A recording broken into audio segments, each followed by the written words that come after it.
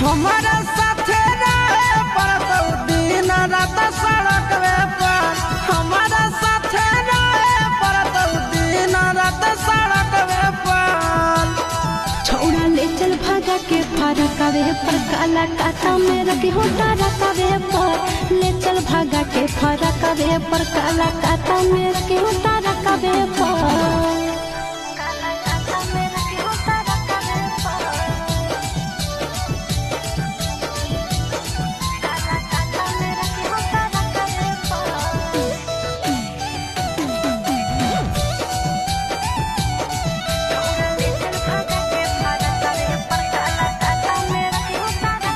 साजा भोगे पड़तौगे तोरा रोवे पड़तौगे।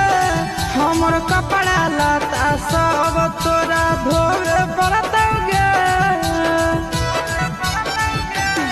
तोरी कहा न मनबो रे तोरा से कुछ नहीं मंगबो रे। गरियबो मारबो कर भीतबो हम नहीं कनबो रे। अगे पिंटू आशीष संगे जीवन कटतौ बहरे चकवा पर। नह बिना आशीष संगे जीवन कटतौ बहरे चकवा पर। छोड़ा ले चल भागा के फरकवे पर काला काटा में रखी होता